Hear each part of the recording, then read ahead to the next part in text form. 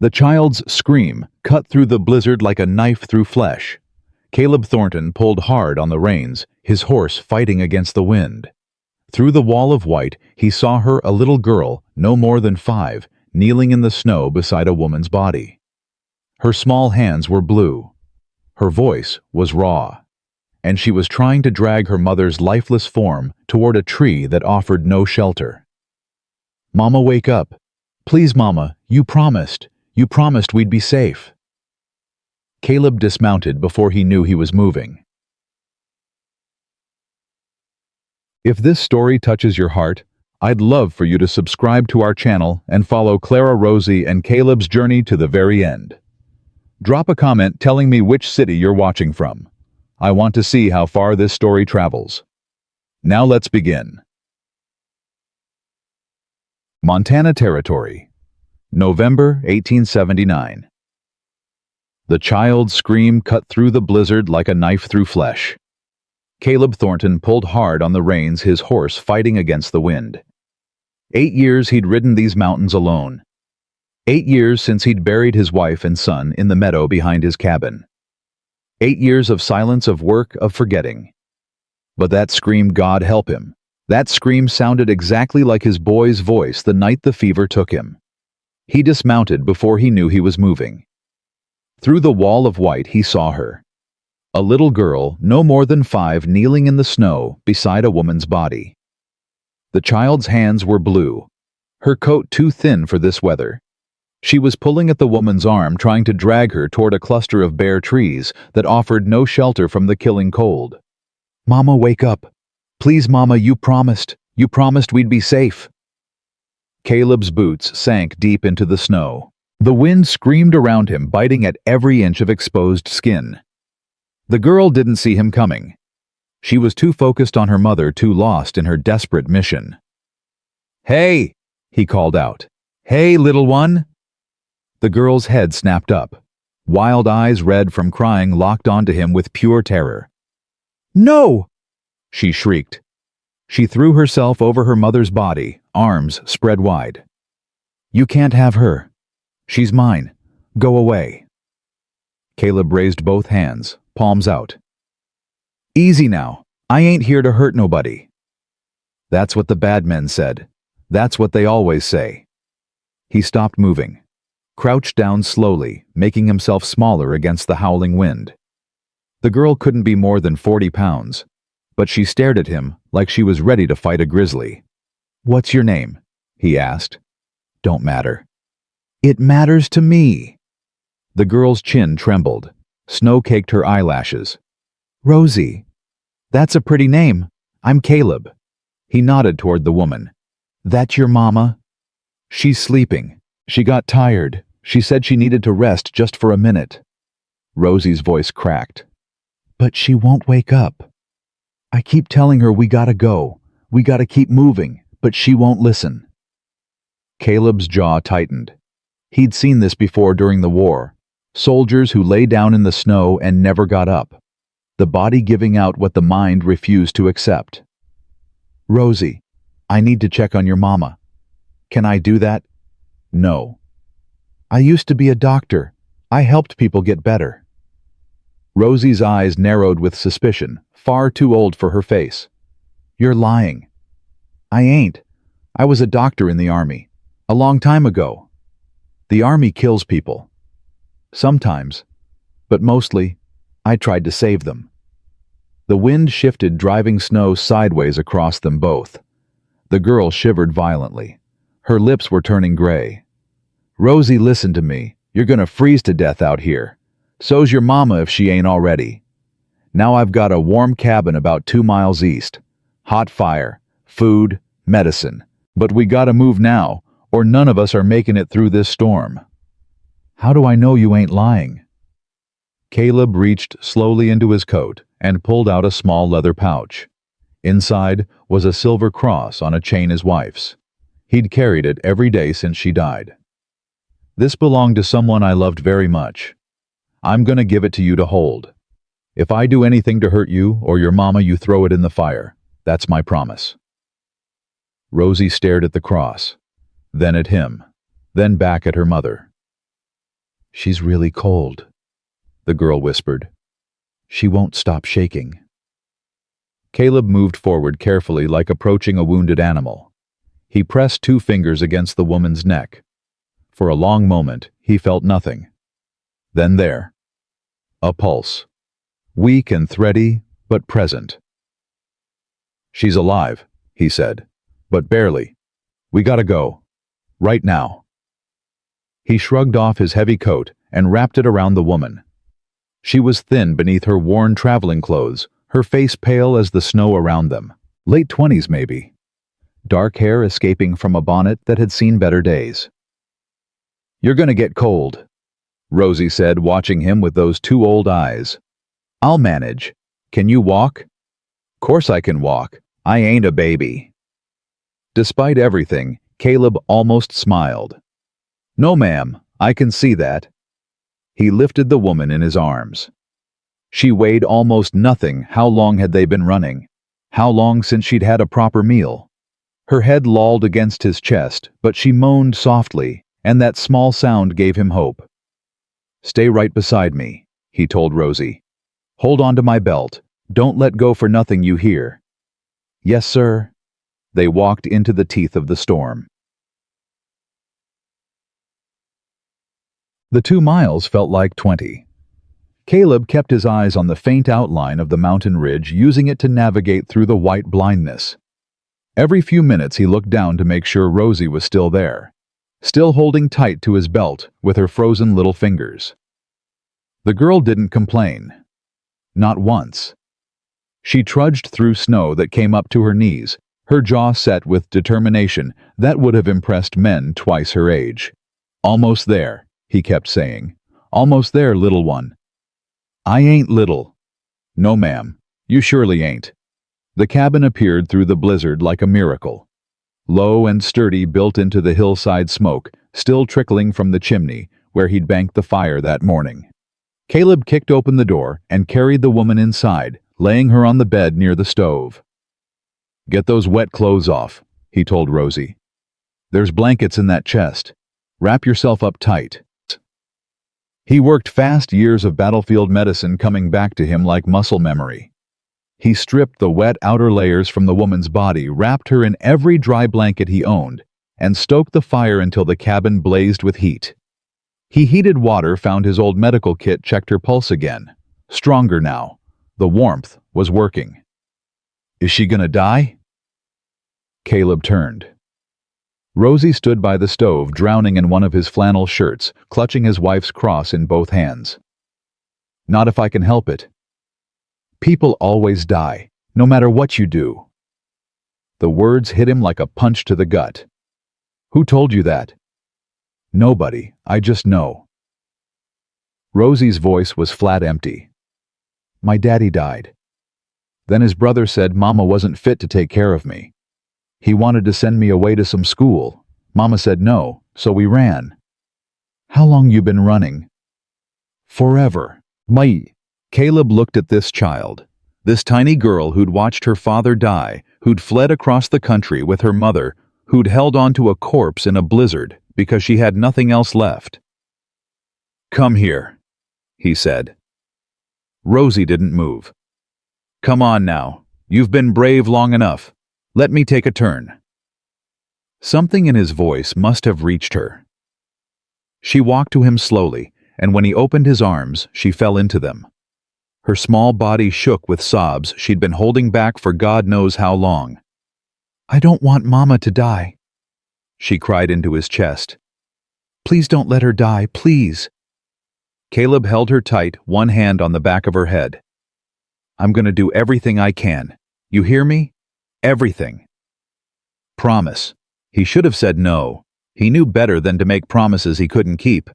But looking down at this child, this fierce little warrior who'd fought a blizzard with nothing but love and stubbornness, he couldn't do it. "I promise." The woman's fever came that night hard and fast. Caleb had seen fevers like this before. The body pushed past its limits, fighting back with everything it had left. She thrashed in the bed, crying out in her delirium, calling for Rosie, begging someone named Edmund to stop. Don't, please, Edmund, don't, not in front of her. Caleb pressed cool cloths to her forehead. Easy, easy now. You're safe. Rosie, where's Rosie? She's right here. She's sleeping by the fire. She's safe. The woman's eyes flew open, wild and unfocused. She grabbed his wrist with surprising strength. Don't let him take her, please. I'll do anything. I'll die before I let him take her. Nobody's taking nobody. You're in my cabin. You're safe. She stared at him, chest heaving. Then her eyes rolled back and she slipped into unconsciousness again. Caleb sat back on his heels, heart pounding. Edmund.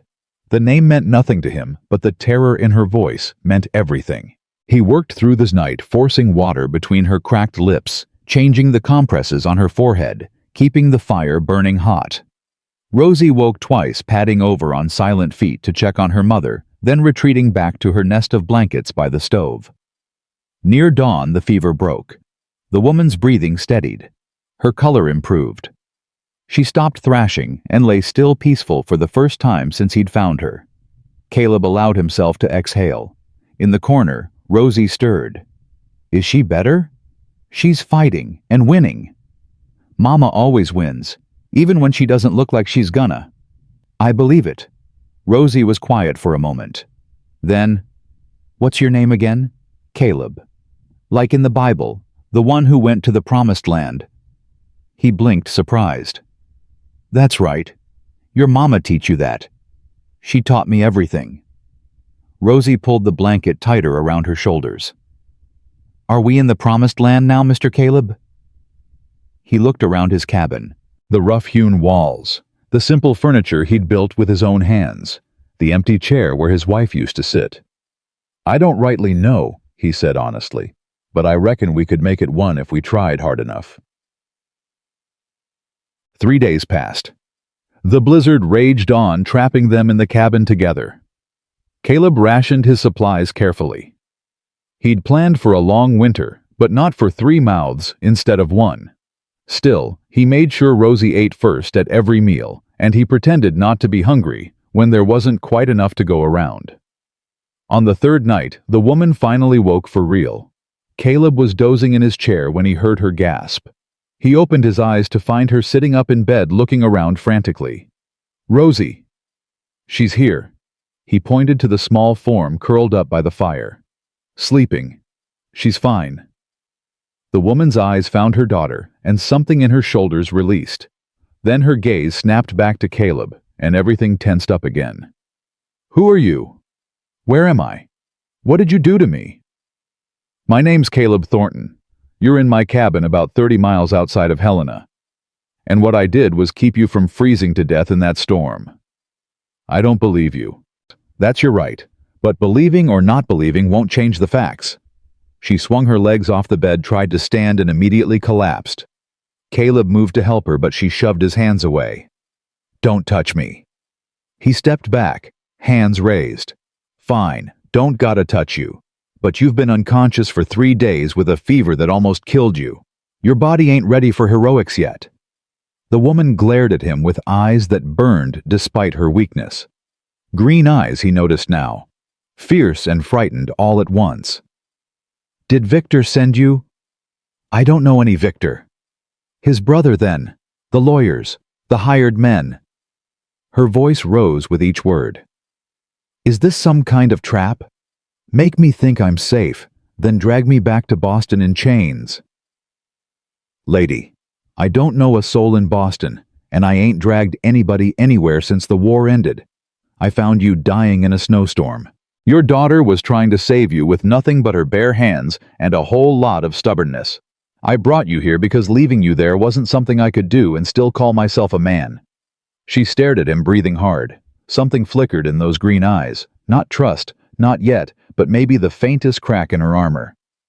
Why? She whispered. Why would you help us? You don't know us. Caleb looked away toward the window where the storm still howled. 8 years ago, I lost my wife and my boy. Fever took them one right after the other. I was a doctor, and I couldn't save them. I've spent every day since then trying to forget that I failed. He turned back to face her. When I heard your girl screaming in that storm, I had a choice. I could keep riding and fail again, or I could try." He paused. "I'm tired of failing." The woman said nothing, but her hands, which had been clenched into fists, slowly relaxed. "Mama." They both turned. Rosie stood in the middle of the cabin, hair wild from sleep, clutching Caleb's wife's cross in her hands. "Rosie." The woman's voice broke. She opened her arms and the girl flew into them, nearly knocking her mother back onto the bed. "You came back. I knew you would. Mr. Caleb said you were fighting, and I told him you always win, and you did, Mama, you did." The woman held her daughter tight, tears streaming down her face. "I'm here, baby. I'm here. I'm not going anywhere." Caleb stood quietly watching them, mother and daughter clinging to each other like the last survivors of a shipwreck. After a long moment, the woman looked up at him over Rosie's head. Her expression had changed. Not soft, not trusting, but something closer to neutral. "Clara," she said quietly. "My name is Clara Millbrook." "Pleased to meet you, Mrs. Millbrook." "It's Miss. Or it will be once I finish running." She pressed her lips together. "I don't know how to thank you for saving us." "You don't gotta thank me. Just get better. That's thanks enough." Rosie pulled back from her mother's embrace. "Mr. Caleb made soup, Mama. Real soup with meat and everything. And he let me help stir it. And he said I was the bravest girl he ever met." Clara's eyebrows rose slightly. She looked at Caleb. "I ain't in the habit of lying to children," he said. For just a moment, so brief he might have imagined it, the corner of Clara's mouth twitched upward. Then she pulled Rosie close again and closed her eyes.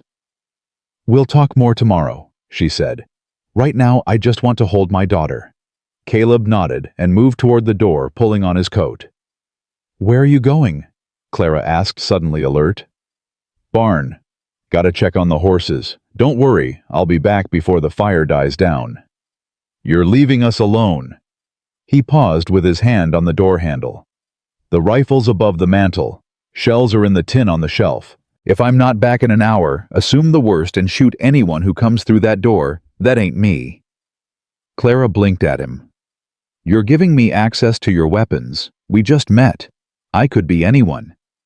"You could be, but you're not." Caleb opened the door and the wind screamed into the cabin.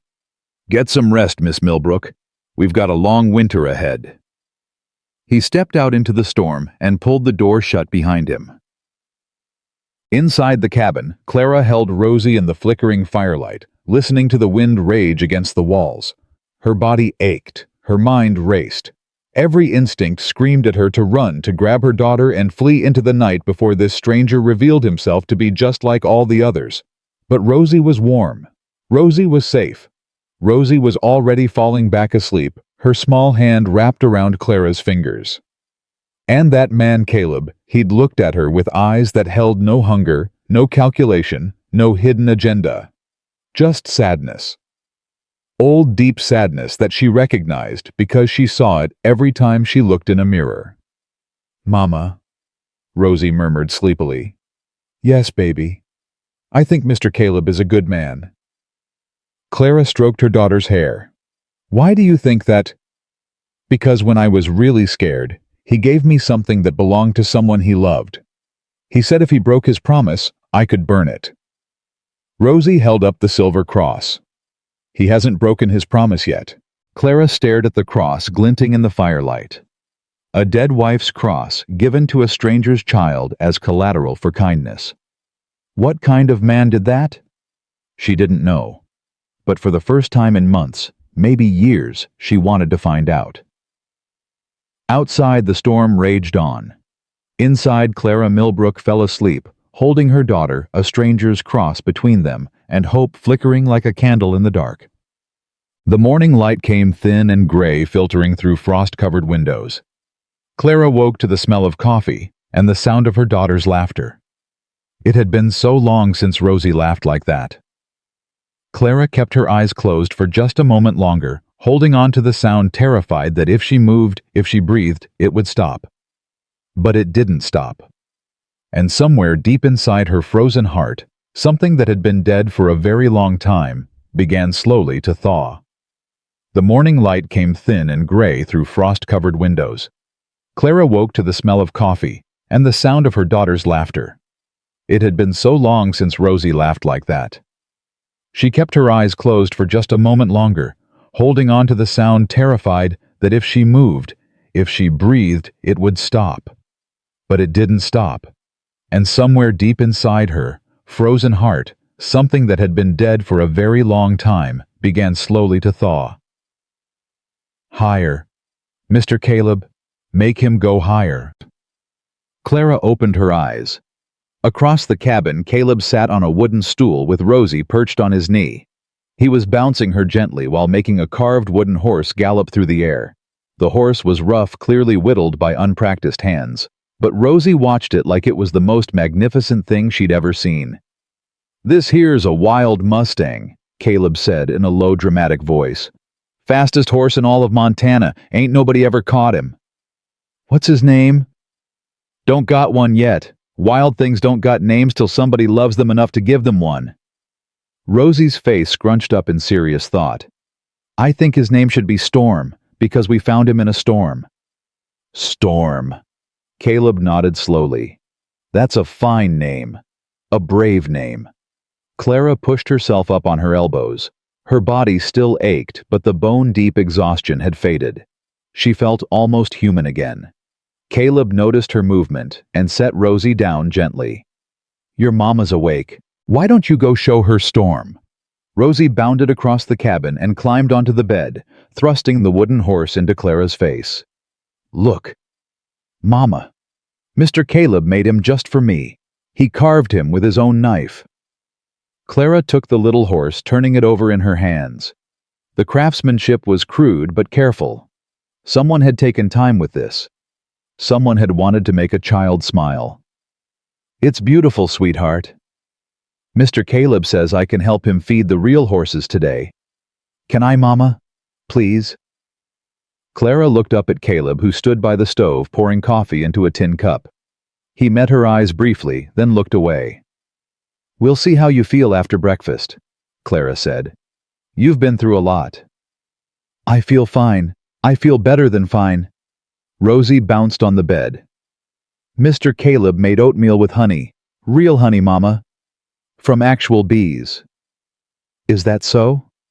"He's got 3 whole jars. He said I could have as much as I wanted." Clara raised an eyebrow at Caleb. "That's generous." "Got more than I need." He brought her the cup of coffee. "Drink this. You need to get your strength back." Their fingers brushed as she took the cup. Clara pulled away quickly, and if Caleb noticed, he didn't show it. "Thank you. There's oatmeal on the stove. Eat as much as you can stomach. You've been living on water and broth for 3 days. Clara sipped the coffee. It was strong and bitter, nothing like the weak tea she'd grown accustomed to in Boston. But it warmed her from the inside out, and she found herself draining the cup faster than she intended. "Easy," Caleb said. "Too much too fast, and you'll make yourself sick. I know how to take care of myself." "I don't doubt it, but knowing and doing ain't always the same thing." Clara bristled at that, but before she could respond, Rosie tugged at her sleeve. "Mama, can I go see the horses now? Please, Mr. Caleb says he's got a mare named Bessie, who's real gentle." "Rosie, I said we'll see." "But Mama." "Listen to your mother," Caleb said quietly. The words weren't harsh, but they carried weight. Rosie's protest died immediately. "Yes, sir." Clara watched the exchange with something close to wonder. Rosie had never responded to authority like that. Not from Edmund, who had used his fist to demand obedience. Not from Victor, who had used lawyers and threats. But this stranger said 4 words, and her daughter obeyed without question. "How do you do that?" Clara asked after Rosie had retreated to play with her wooden horse by the fire. "Do what?" "Make her listen. She doesn't listen to anyone."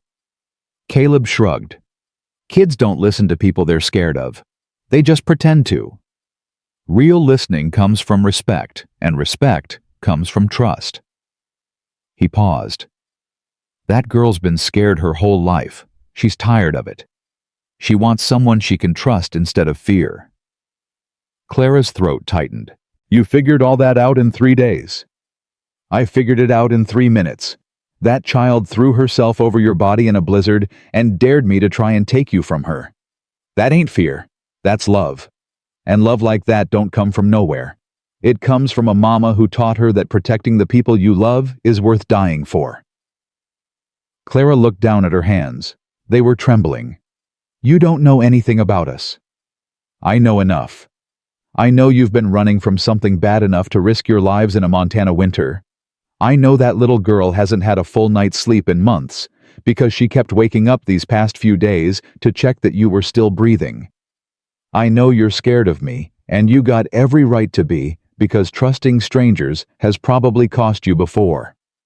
He met her eyes. But I also know that you ain't got anywhere else to go, and neither do I. So maybe we can stop circling each other like wounded animals and figure out how to survive this winter together. Clara was quiet for a long moment. Outside, the wind had finally stopped. The silence was almost louder than the storm had been. His name was Edmund, she said finally. My husband. He died 18 months ago. Caleb sat down slowly, giving her space. He was a merchant, very wealthy, very respected in Boston society. Everyone thought I was the luckiest woman alive. Clara's voice went flat. They didn't see what happened behind closed doors. They didn't hear Rosie crying in her room while I tried to explain why Papa hit Mama. They didn't see the bruises I covered with long sleeves and high collars. Caleb's jaw tightened, but he said nothing. When Edmund died, I thought we were finally free. But then his brother Victor came. He said a woman like me wasn't fit to raise a child alone. He said Rosie should go to boarding school, where she could be properly educated. He said if I refused, he'd take her by force. Clara's hands clenched in her lap. Victor doesn't want Rosie. He wants her inheritance. Edmund left everything to her in his will with me as guardian. If Victor gets custody, he controls the money. And nobody would stop him. Victor is a lawyer. He knows every judge in Massachusetts. He knows how to make things happen and make them look legal. Clara laughed bitterly. I tried to fight. I hired my own lawyer. Victor got him disbarred within a month. I went to the police. Victor convinced them I was hysterical, grief-stricken, not in my right mind. Every door I knocked on, he was already there waiting to slam it in my face. So you ran. So I ran. I sold what jewelry I could hide and bought tickets west. I thought if I could just get far enough somewhere he couldn't reach, we'd be safe. Her voice cracked. But the money ran out in Kansas City. Then the winter came early. Then I got sick. She closed her eyes. If you hadn't found us, we'd both be dead right now. But I did find you, and you're not dead. Clara opened her eyes. Why, I've asked you before, and you gave me an answer about your wife and son. But that's not the whole truth, is it? Caleb was quiet for a long time. When he spoke, his voice was rough. When Sarah and Thomas died, I wanted to die too. I had a gun and a bullet and a plan. I was going to do it that very night. He stared at the fire. But then a snowstorm hit, worst one I'd ever seen. I couldn't see 3 feet in front of my face, and I thought if I'm going to die, I ain't going to do it warm and comfortable. I'm going to walk out into that storm and let God decide. Clara held her breath. I walked for hours, couldn't feel my hands, couldn't feel my face, and then I heard crying. A calf maybe 2 days old, half frozen in a snowdrift. Its mother was dead beside it, and I had a choice. I could keep walking into the white and let the cold take me, or I could pick up that calf and carry it home. What did you do? I'm sitting here talking to you, ain't I? A ghost of a smile crossed his face. That calf lived, grew into the best breeding cow I ever had. And I figured if I could save something that small, that helpless, maybe there was still a reason to keep breathing. And when you found us in the storm, I thought maybe God was giving me another chance. Or maybe he was testing me. Either way, I wasn't going to fail. Caleb looked at her directly. I ain't trying to be your savior, Clara. I ain't trying to replace what you lost or fix what's broken. But I got a cabin and a fire and enough food to last the winter. If you want to stay, you can stay. No strings, no obligations. Just two people trying to survive." Clara studied his face. She'd spent years learning to read men to sense danger before it struck. She'd learned the hard way that kind words could hide cruel intentions, that gentle hands could turn violent in an instant. But she saw none of that in Caleb Thornton. She saw weariness. She saw grief. She saw a man who had walked into a storm expecting to die and found a reason to live instead. "What's the catch?" she asked. "No catch." "There's always a catch. Men always want something." Caleb stood up slowly. "I ain't most men. And what I want, you can't give me. I want my wife back. I want my son back. I want to go back 8 years and find a cure that didn't exist." He moved toward the door. "I'm gonna go check on the horses. You rest. Think about what I said. When you're ready to talk more, I'll be here." He pulled on his coat and opened the door. Cold air rushed in, carrying the smell of pine and snow. "Caleb." He paused but didn't turn around. "Rosie can go see the horses, if you're willing to watch her." Now he turned. Something shifted in his expression, not quite a smile, but close. "I'd like that." So would she. He nodded once and stepped outside, closing the door softly behind him. Clara let out a breath she hadn't realized she'd been holding. Her hands were still trembling, but not from weakness this time. From hope. And hope, she'd learned, was the most dangerous thing of all. 2 weeks passed and the world outside remained frozen solid. Clara grew stronger every day. She started taking over the cooking, insisting that it was the least she could do. Caleb didn't argue. He seemed relieved to have someone else in the kitchen, and Clara discovered that despite his many skills, the man could barely boil water without burning it. "How have you survived 8 years?" she asked one evening, scraping the charred remains of what had been his attempt at biscuits. Stubbornness mostly. And jerky. Lots of jerky. Rosie giggled from her spot by the fire. "Mr. Caleb's biscuits taste like rocks, Mama." "Rosie, that's not polite." "It's true, though." Caleb's eyes crinkled at the corners. "I ain't offended. My wife used to say the same thing. She said I could burn water if I put my mind to it." It was the first time he'd mentioned Sarah casually, without the shadow of grief darkening his features. Clara noticed, and something warm flickered in her chest. "Then it's a good thing I'm here," she said lightly. "Someone has to make sure you don't starve." "Yes, ma'am. A very good thing." Their eyes met across the table. Clara looked away first. The days fell into a rhythm. Mornings, Caleb would go out to tend the horses and cattle, and Rosie would beg to go with him, until Clara finally relented. Afternoons, Clara would work on mending clothes and organizing the cabin while Caleb chopped wood or repaired equipment. Evenings, they'd eat together by the fire, and Caleb would carve, while Rosie practiced her letters on a slate Clara had found in the supply chest. "She's smart," Caleb said one night after Rosie had fallen asleep. "Picks things up faster than most kids twice her age. She gets it from her father." The words slipped out before Clara could stop them. She grimaced. "The intelligence, I mean, not the other things." "I figured." "I don't want you to think." Clara struggled for words. "Edmund wasn't always bad. When we first married, he was charming, generous. He made me feel like the most special woman in the world." She stared at the fire. "The first time he hit me, I was so shocked I convinced myself it was an accident. The second time he apologized so sweetly, I believed him when he said it would never happen again. By the third time, I was too ashamed to tell anyone. That ain't your fault. Isn't it?" I stayed. I kept staying. Even after Rosie was born. I told myself it was better for her to have a father, even a bad one, than no father at all. Clara's voice turned bitter. "I was a coward." "You were surviving. There's a difference." "Is there?" Caleb set down his carving. "When I was in the war, I saw men do terrible things to stay alive. Things that would have made them sick in peacetime. But you can't judge a person by what they do when they're desperate. You judge them by what they do when they're free. I don't feel free. Even now. Even here. Victor. Clara nodded. He won't stop. I know him. He's patient, methodical. He'll search every corner of this country until he finds us. And when he does, he won't. You don't know that.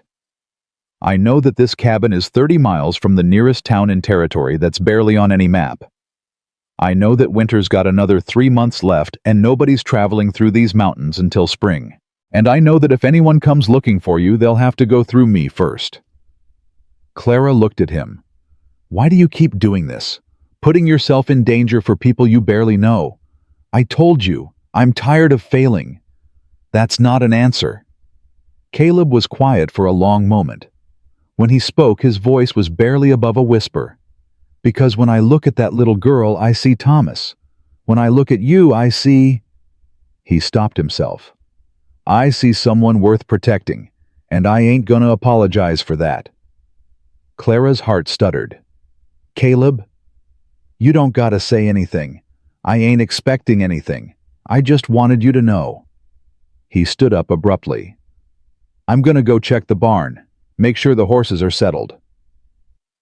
He was out the door before she could respond.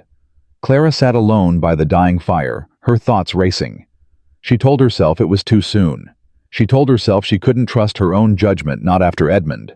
She told herself that getting attached would only make it harder when they eventually had to leave. But when she finally went to bed that night, she found herself listening for his footsteps on the porch. And when she heard the door open and close, heard him settle into his chair by the stove, she closed her eyes and smiled. The next morning, everything changed. Caleb had gone to check his trap lines, something he did once a week, to supplement their meat supply. Clara was teaching Rosie how to knead bread dough when she heard hoofbeats approaching.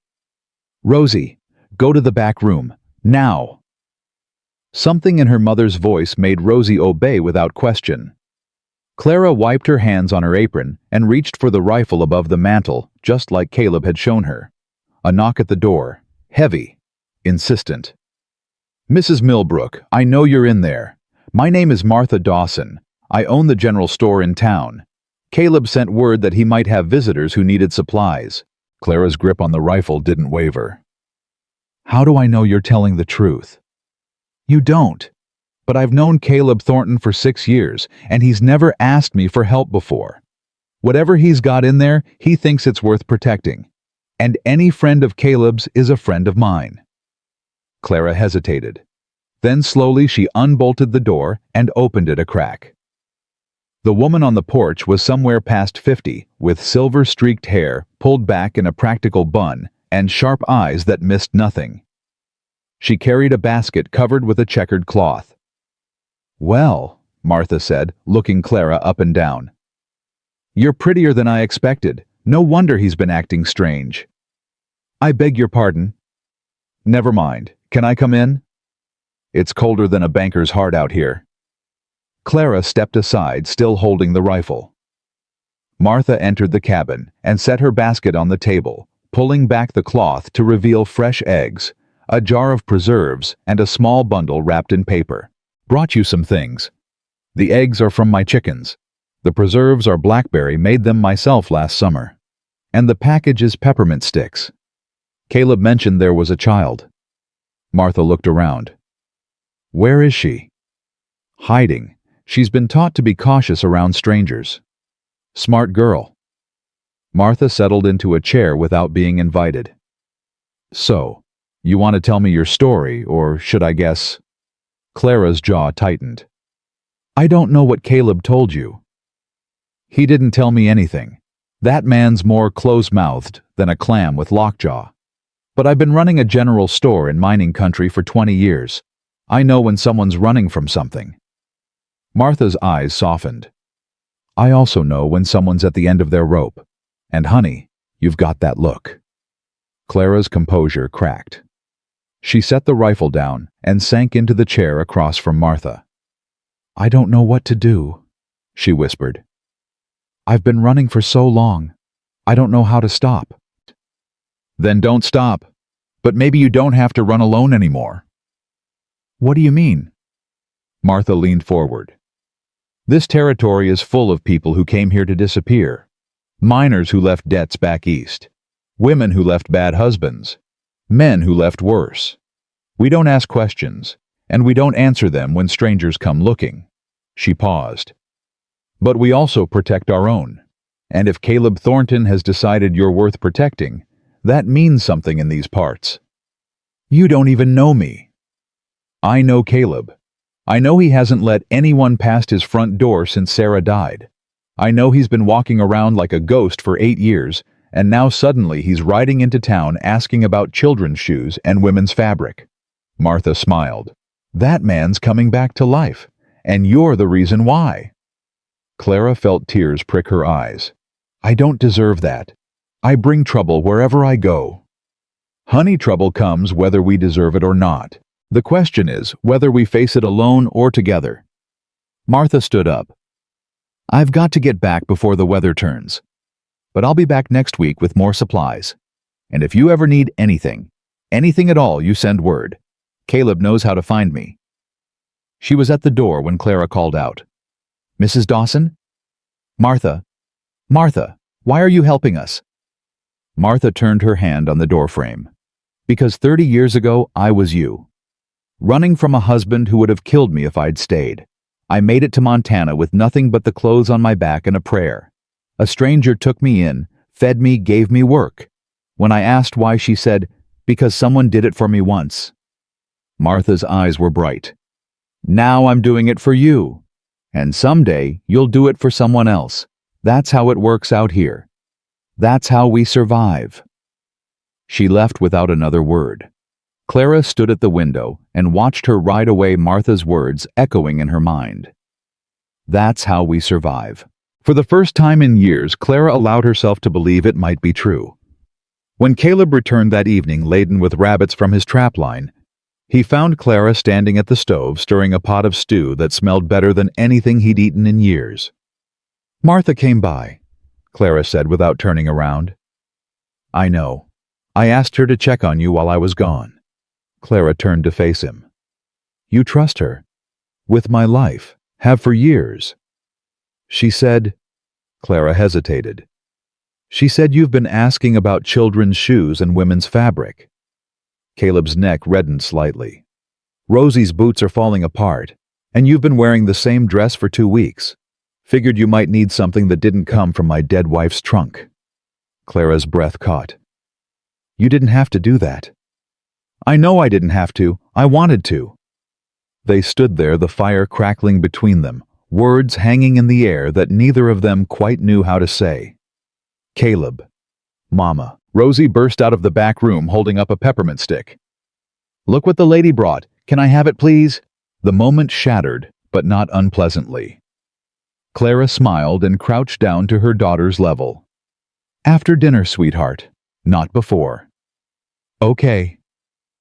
Rosie skipped toward Caleb and wrapped her arms around his legs. "Mr. Caleb, Mama says I can have candy after dinner. Isn't that wonderful?"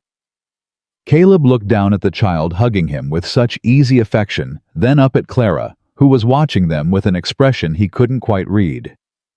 "Yeah," he said softly. "That's pretty wonderful."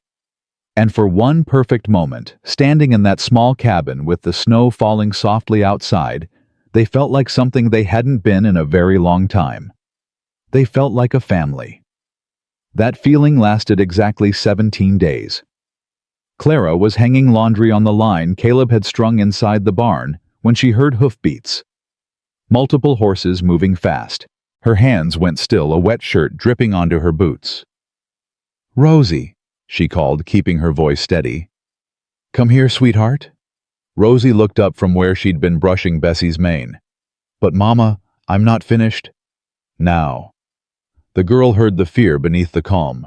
She dropped the brush and ran to her mother's side. Caleb appeared in the barn doorway, rifle already in hand. His eyes met Clara's, and she saw her own terror reflected back. "Into the cabin," he said quietly. "Back room. Don't come out until I say. Caleb, go. Now." Clara grabbed Rosie's hand and ran. Behind her, she heard Caleb cock the rifle and step out into the yard. In the back room, Clara pressed Rosie against the wall and covered her daughter's mouth with her hand. "Not a sound," she breathed. "No matter what you hear, promise me." Rosie nodded, her eyes huge and wet. Through the thin cabin walls, Clara could hear voices, men's voices, and then cutting through them like a knife, one voice she knew better than her own heartbeat. "Victor." "Good afternoon." Victor's voice was smooth as silk and twice as slippery. "I'm looking for a woman and child who may have passed through this area. Perhaps you've seen them." "Can't say I have." Caleb's voice was flat, giving nothing away. "This is private property. You're trespassing." "My apologies. I'm Victor Millbrook, attorney at law. The woman I'm seeking is my sister-in-law, Clara Millbrook. She's been missing for several months, and I'm concerned for her welfare." "That's so?" "She's not well, you see. The death of my brother affected her deeply. I'm afraid she may have become unstable. She took her daughter and fled without telling anyone where she was going." Clara's nails dug into her palms so hard she drew blood. "Sounds like a family matter," Caleb said. "Nothing to do with me?" Of course. But a woman traveling alone with a small child in winter, you can understand my concern. If anything were to happen to them, I'd never forgive myself. Like I said, haven't seen anyone." A long pause. Clara held her breath. "That's interesting," Victor said slowly. "Because the shopkeeper in town mentioned a rancher buying children's shoes just last week. Said he'd never done that before in 6 years. Clara's heart stopped. She must have been thinking of someone else. "Perhaps, but I think I'll have a look around if you don't mind." "I do mind." The click of a rifle being raised. "This is my land. You got no authority here." "I have authority granted by the Massachusetts courts. I have papers signed by a judge giving me custody of my niece. I have the legal right to search any property where I have reason to believe she's being held." "You're in Montana territory now. Massachusetts papers don't mean squat out here." Another pause, longer this time. "Mr.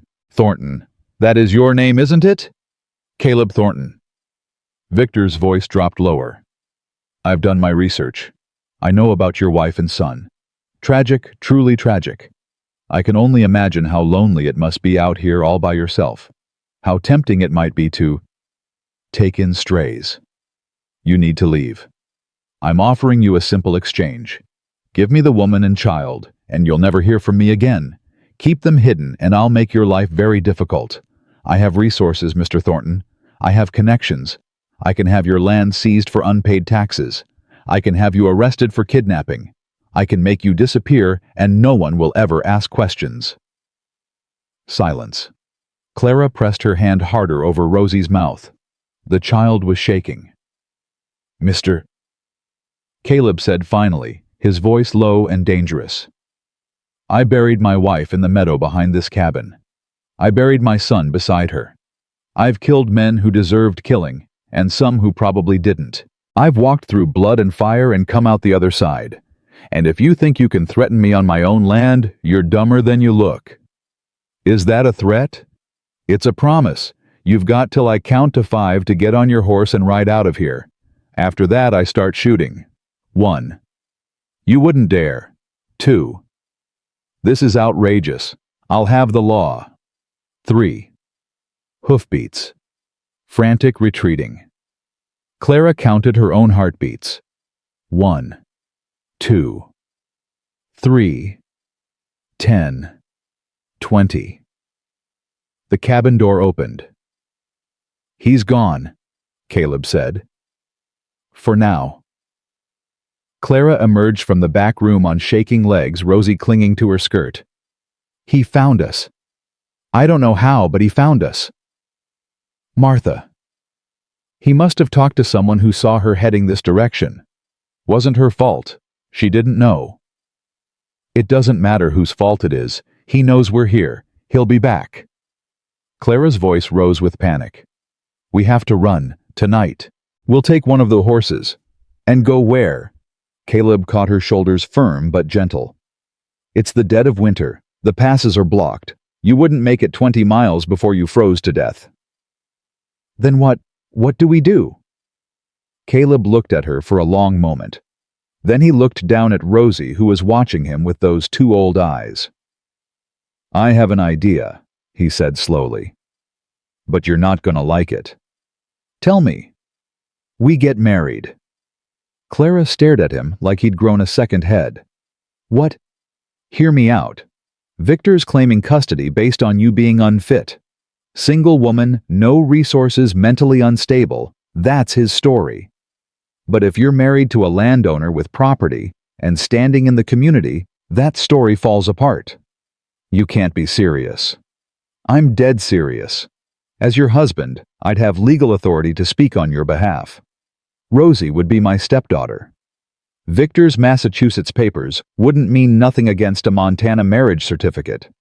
But, Clara shook her head, you'd be tying yourself to us, to all of this. Victor won't stop just because of a piece of paper.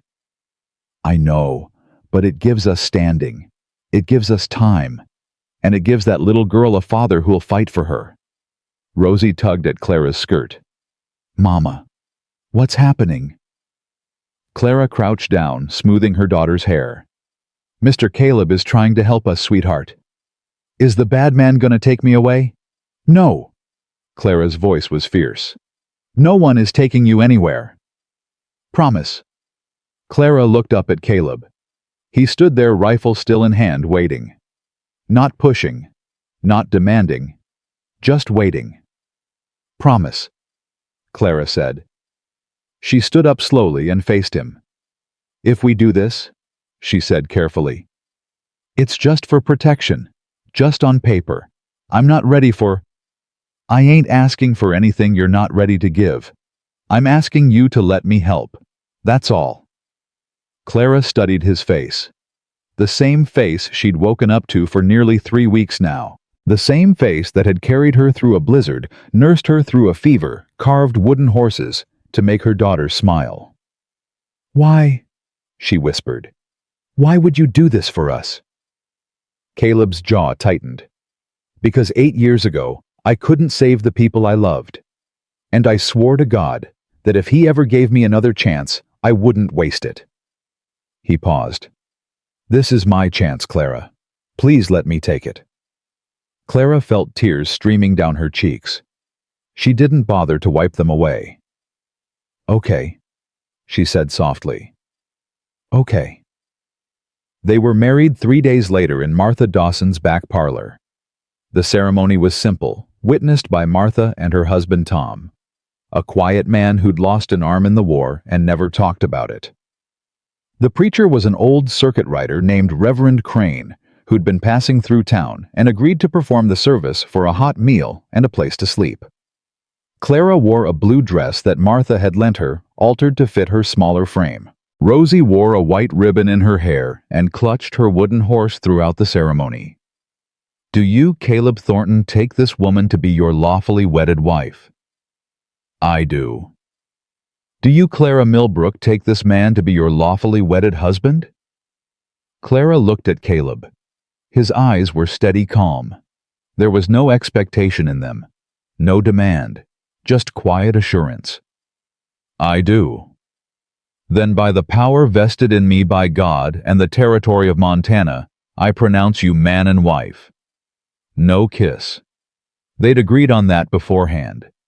This was a legal arrangement, nothing more. But when Caleb slipped a simple gold band onto her finger, his mother's ring he'd told her kept in a box these past 8 years, Clara felt something shift in her chest. Something that had nothing to do with legalities. Rosie bounced on her toes. Does this mean Mr. Caleb is my papa now? Clara opened her mouth to explain to qualify to manage expectations, but Caleb spoke first. Only if you want me to be, he said, crouching down to Rosie's level. I ain't trying to replace anyone, but I'd be honored to look after you and your mama, if you'll have me. Rosie considered this with all the gravity of a Supreme Court justice. Then she threw her arms around his neck. I want you to be my papa, she said. My real papa was mean. You're nice." Caleb's arms closed around her, and Clara saw something break open in his face. 8 years of grief, of isolation, of walking through life like a ghost, all of it cracking apart in the embrace of a 5-year-old girl. "Then I guess I'm your papa now," he said hoarsely. "And I promise I will never ever be mean to you or your mama. You hear me?" "I hear you." "Good." Martha dabbed at her eyes with a handkerchief. Tom cleared his throat and looked away. And Clara stood there, watching her daughter hold on to this man like he was the answer to every prayer she'd never known how to pray, and felt her heart do something terrifying. It began to hope. The news of the wedding spread through town like wildfire. Most folks took it in stride. Caleb Thornton had always been an odd one, they said. Living out there alone all these years. Made sense he'd eventually find someone, even if the circumstances were peculiar. But not everyone was so accepting. "You hear about Thornton?" Clara overheard a woman saying at Martha's store a week after the wedding. "Married some Eastern woman who showed up out of nowhere. They say she was running from something. Probably a criminal. Or worse." "I heard she was married before," another woman added. "Husband died under mysterious circumstances. Now she's sunk her claws into Caleb and his land. Poor man. He was always too soft-hearted for his own good." Clara's face burned. She set down the bolt of fabric she'd been examining and walked out without buying anything. That night she told Caleb what she'd heard. He listened without expression, then shrugged. "People talk. It's what they do when they ain't got enough real problems to worry about. But they're saying horrible things. About me. About you. And does it change what's true?" Clara was quiet for a moment. "No." "Then let them talk. We know who we are. Rosie knows who we are. That's all that matters." It should have been enough. But the whispers followed Clara everywhere she went. At the general store. At the post office. At church, where the preacher's wife looked at her like she was tracking mud across a clean floor. "They hate me," Clara said one evening, staring into the fire. "They don't even know me, and they hate me." "They're scared," Caleb said from his chair where he was mending a harness. "You're new? You're different. You came from somewhere else and upset the order of things. Give them time." "What if time doesn't help?" "Then we make our own world right here. You, me, and Rosie. We don't need their approval to live." Clara looked at him. "Is that what you've been doing these past 8 years? Living without approval?" "I've been surviving. There's a difference." He set down the harness. "But lately I've been thinking, maybe surviving ain't enough. Maybe it's time to start living again." Their eyes met across the cabin. The fire crackled between them. "Caleb." A knock at the door shattered the moment. Caleb was on his feet, instantly, rifle in hand. Clara pulled Rosie close. "Who's there?" "It's Martha." "Open up. We've got trouble." Caleb opened the door. Martha stood on the porch out of breath, her face pale in the lamplight. "He's back. Victor. He rode into town this afternoon with a federal marshal and papers from a judge in Helena."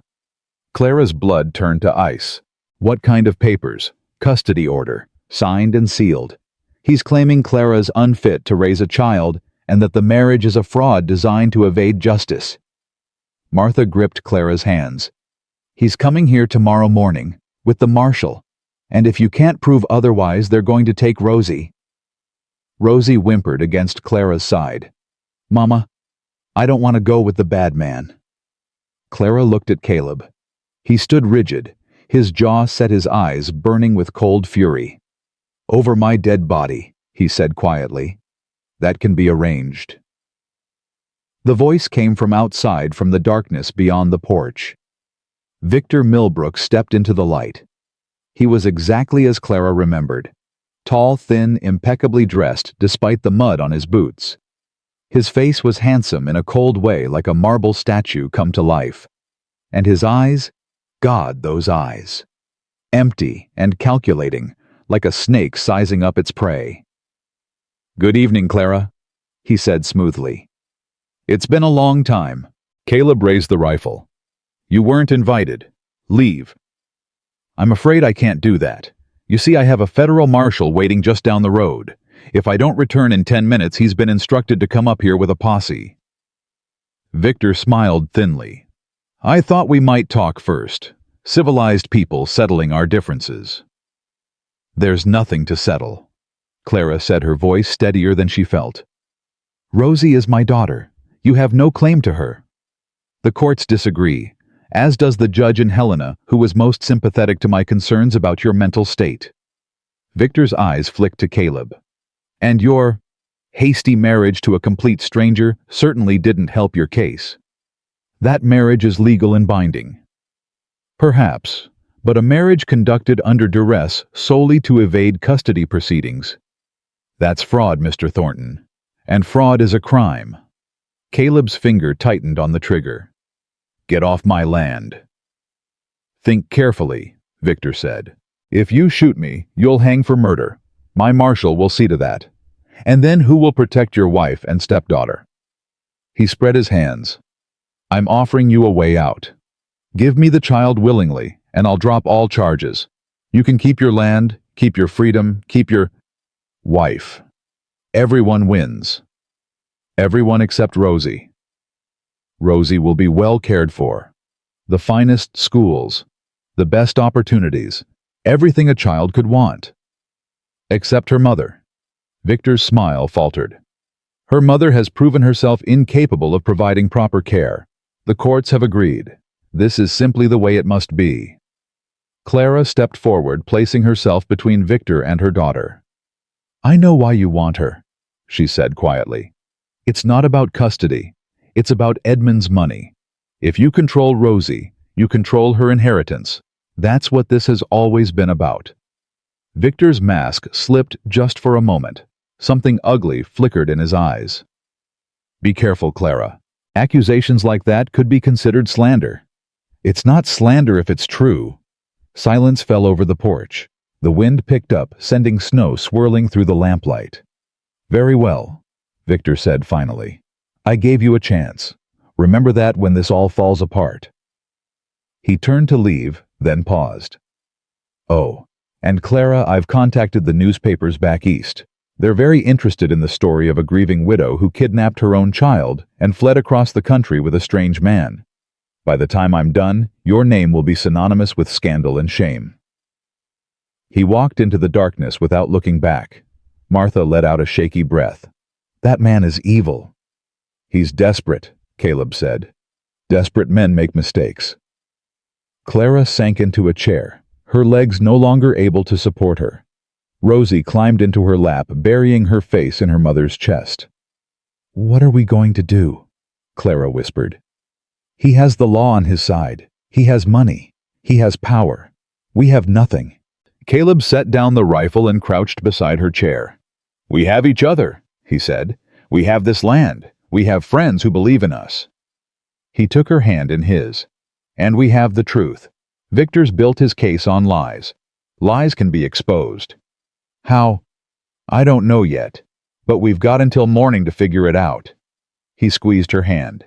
I made you a promise, Clara. I ain't gonna break it.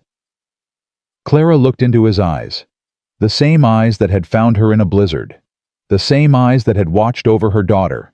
The same eyes that had asked for nothing and given everything. I believe you, she said. And for the first time, she truly did. The night stretched on dark and endless. Clara put Rosie to bed in the back room, singing softly, until the child's eyes finally closed. Even in sleep, Rosie's hand clutched her wooden horse like a lifeline. In the main room, Caleb sat at the table with Martha and Tom, papers spread before them.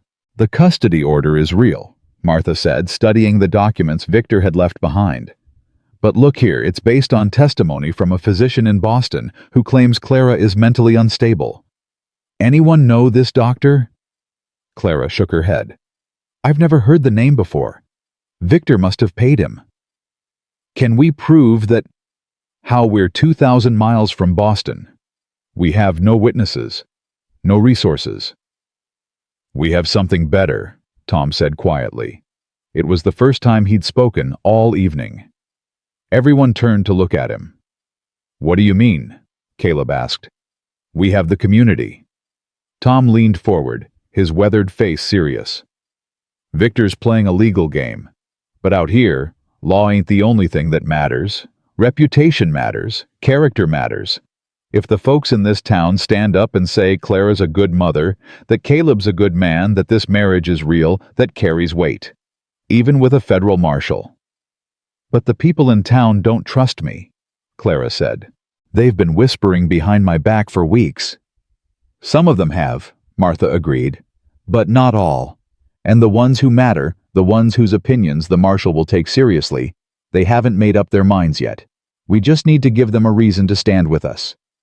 Caleb was quiet for a long moment, thinking. "The Reverend," he said finally. "Reverend Crane. He married us. He can testify that the ceremony was genuine." "And the doctor," Martha added. "Old Doc Perkins has known Caleb for years.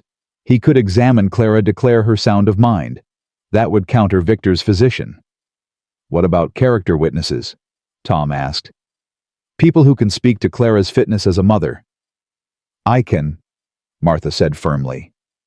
"I've seen her with that child. The love between them is real. Anyone with eyes can see it." Clara felt tears prick her eyes. "You'd do that? After everything people have been saying? Honey, I told you. 30 years ago I was in your shoes. Someone stood up for me when I had no one. Now it's my turn." Martha reached across the table and squeezed Clara's hand. "We're not going to let that snake take your daughter. Not without a fight." For the first time that night, Clara felt something other than despair. She felt the stirrings of hope. Dawn came too soon. Clara hadn't slept. She'd spent the night watching Rosie breathe, memorizing every detail of her daughter's face.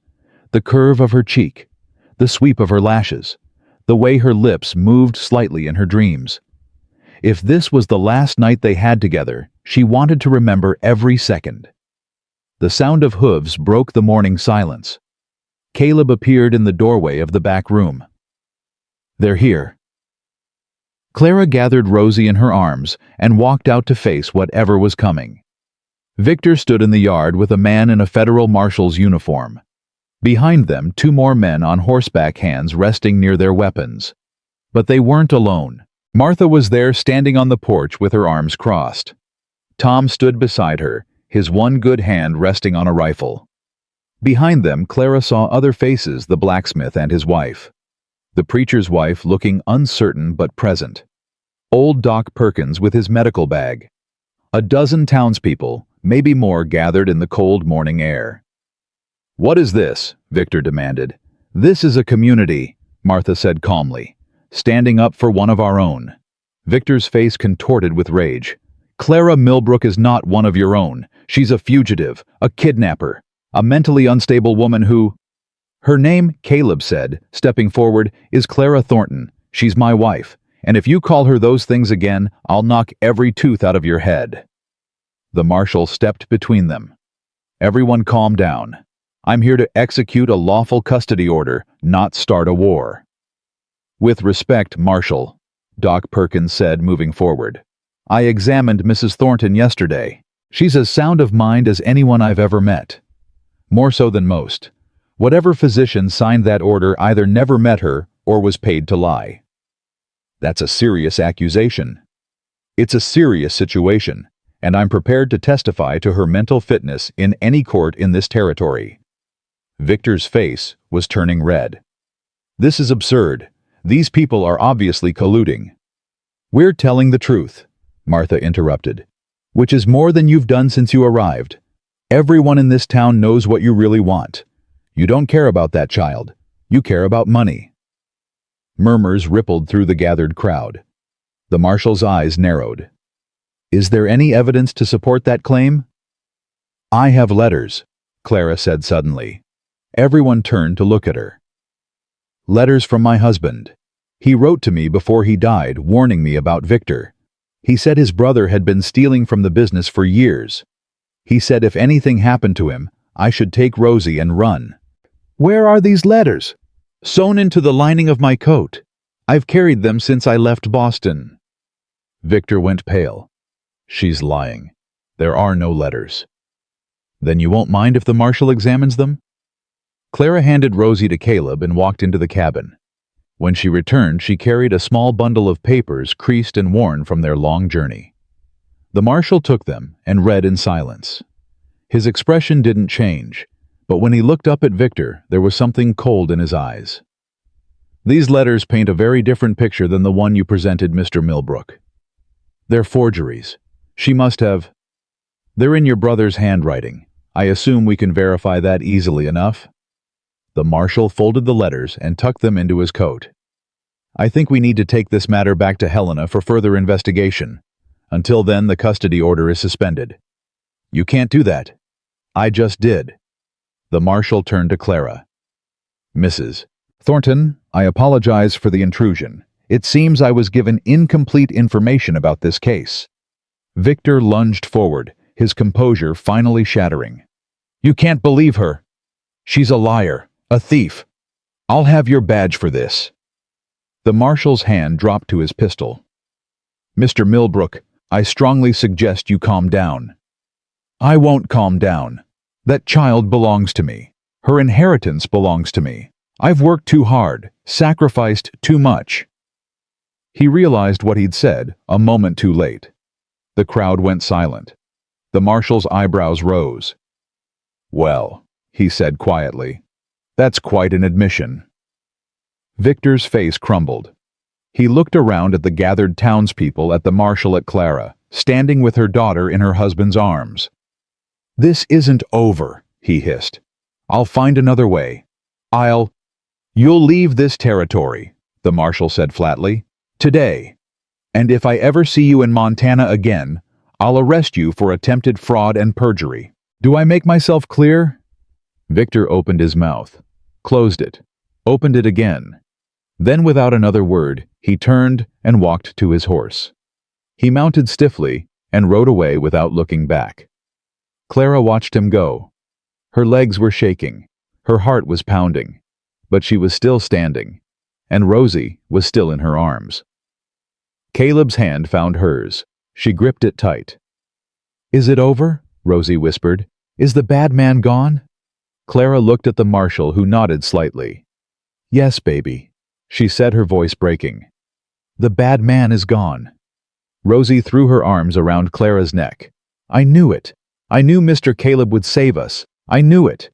Clara held her daughter close and finally let herself cry.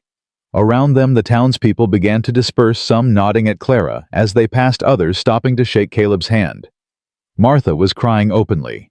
Tom wiped his eyes with his sleeve, and somewhere in the distance, a bird sang, the first bird Clara had heard since the winter began. Spring was coming. The days that followed Victor's departure moved slowly, like a river finally freed from ice. Clara found herself waiting for the other shoe to drop. Every time hoofbeats sounded on the road, her heart seized. Every stranger who passed through town made her hands tremble. She'd spent so long running that she'd forgotten how to stand still. "You're wearing a hole in the floor," Caleb said one evening, watching her pace by the window. "I can't help it. What if he comes back? What if he finds another judge, another marshal? Then we'll fight him again. And if we lose..."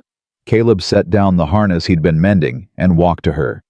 He stood close, not touching, but near enough that she could feel the warmth radiating from his body. "Clara, look at me." She turned. His eyes were steady calm. "Victor's gone. The marshal made that clear. And even if he weren't, even if he came back with an army, I wouldn't let him take Rosie. I wouldn't let him take you." He paused. "You believe me, don't you?" Clara studied his face, the strong jaw, the weathered lines around his eyes, the mouth that rarely smiled, but when it did, transformed his entire expression. "I believe you," she said softly. "I just don't know how to stop being afraid. You don't have to stop. Fear keeps us sharp, but you can't let it run your life." He reached up, hesitated, then gently tucked a strand of hair behind her ear. "You're safe here, Clara. You and Rosie both. I need you to believe that." His touch sent a shiver through her that had nothing to do with cold. "I'm trying," she whispered. "That's all I ask." They stood there for a long moment, close enough to touch neither of them moving. The fire crackled. Outside, wind rattled the shutters. "Mama, Papa!" Rosie's voice broke the spell. She came running from the back room waving a piece of paper. "Look what I made." Caleb stepped back, clearing his throat. Clara felt her cheeks flush. "What is it, sweetheart?" Rosie held up her drawing proudly. It was rough the way children's drawings always were, but the subject was clear: 3 figures standing in front of a cabin. A tall man with brown hair, a woman in a blue dress, and a little girl between them holding both their hands. "It's us," Rosie said. "Our family." Clara's throat tightened. She crouched down and pulled Rosie into her arms. "It's beautiful, baby. I'm gonna hang it on the wall, right there by the fire, where everyone can see it." Rosie squirmed free and ran to claim her spot. Clara watched her go, then looked up at Caleb. He was staring at the drawing with an expression she couldn't quite read. "Caleb, she called me Papa. She's been doing that for weeks. I know, but I don't think I'll ever get used to it." His voice was rough. "I never thought I'd hear that word again. After Thomas." Clara stood and placed her hand on his arm. "You deserve to hear it. You've earned it." He looked at her, and for just a moment, his careful mask slipped. She saw the grief beneath it, the longing, the hope he'd been afraid to feel. "Clara, Mama, Papa, come help me hang it." The moment passed, but something had shifted between them, some invisible barrier crumbling just a little more. They went to help Rosie hang her drawing, and for the first time, the cabin felt like home. Spring arrived in fits and starts, warm days, followed by sudden snowstorms, as if the winter couldn't quite let go. Clara understood the feeling. She threw herself into work, helping Caleb with the ranch in ways she'd never imagined. She learned to feed the horses, mend fences, gather eggs from the small chicken coop Martha had helped her build. Her hands grew rough and calloused, her skin tanned by the sun. "You're a natural," Caleb said one afternoon, watching her gentle a skittish mare. "I had a good teacher." "I didn't teach you that. That's instinct. You've got a gift with animals." Clara stroked the mare's nose, smiling. "Edmund never let me near horses. He said ladies didn't belong in stables." Edmund was a fool. Yes, he was. She said it simply, without bitterness. The wounds Edmund had left were still there, but they were healing. Slowly, day by day, she was becoming someone new, someone stronger, someone who might be capable of love again. The thought terrified her. Martha noticed the change during one of her weekly visits. "You're looking well?" she said, eyeing Clara over her cup of tea. "Got some color in your cheeks, some light in your eyes. The fresh air agrees with me." "Mm-hmm. And I suppose Caleb Thornton has nothing to do with it." Clara nearly choked on her tea. "Martha." "Don't Martha me, I've got eyes. I've seen the way you look at each other when you think no one's watching." Martha leaned forward. "It's nothing to be ashamed of, honey. He's a good man. And you deserve some happiness after everything you've been through. We married for protection. It was a business arrangement. Maybe it started that way. But that's not what it is now, and you know it." Clara set down her cup. Her hands were trembling slightly. "I'm scared," she admitted. "Edmund. He was charming too at first. He made me feel special, safe. And then, Caleb isn't Edmund. I know that. In my head I know that. But my heart—" She pressed a hand to her chest. "My heart remembers what it felt like to trust and be betrayed. I don't know if I can survive that again." Martha reached across the table and took Clara's hands. "Let me tell you something about Caleb Thornton. When Sarah died, he shut down. Completely. For months he didn't speak to anyone. Didn't come to town. People thought he'd died too up there on that mountain." Martha's voice softened. "Then one day he rode in looking like death warmed over, and he asked me if I knew anyone who needed help. said he couldn't sit in that cabin anymore, staring at the walls thinking about what he'd lost. He needed to do something. Anything. What did you do? I gave him a job. Odd work around the store. Fixing things, hauling supplies. It wasn't much, but it gave him a reason to keep going. Martha smiled. He's been doing that ever since, finding reasons to keep going. And now he's found the best reason of all. What do you mean? You, honey. You and Rosie. That man has come back to life since you arrived. Everyone in town can see it. The question is whether you're brave enough to let him love you. Clara's eyes filled with tears. I want to be, she whispered. I want to so badly. Then stop fighting it. Open your heart and let him in. Martha squeezed her hands. You've been running for so long. It's time to stand still and let yourself be found. That night, after Rosie was asleep, Clara found Caleb sitting on the porch, staring at the stars. Mind if I join you? He shifted to make room on the step. It's your porch too. She sat beside him close enough that their shoulders almost touched. The night was cool, but not cold, the first truly spring-like evening they'd had. What are you thinking about? She asked. Sarah, Thomas. He paused. You. Me. I was remembering the night I found you. When I heard Rosie screaming in that storm, my first thought was to keep riding, to pretend I hadn't heard. I was so tired of carrying grief I didn't think I could bear any more. What changed your mind? I don't know. Maybe God. Maybe fate. Maybe just the sound of a child crying for her mother. He turned to look at her. But whatever it was, I'm grateful. Because finding you was the first thing that's made sense in 8 years. Clara's heart hammered against her ribs. Caleb, I need to tell you something. You don't have to. Yes, I do. She took a deep breath. When we got married, I told myself it was just for protection, just a piece of paper to keep Rosie safe. I told myself I'd never let myself feel anything more than gratitude. And now, she turned to face him fully. Now I can't stop thinking about you. When you smile at Rosie, my heart aches. When you look at me, I forget how to breathe. When you touch me, even by accident, I feel like I'm standing on the edge of a cliff, terrified and exhilarated all at once.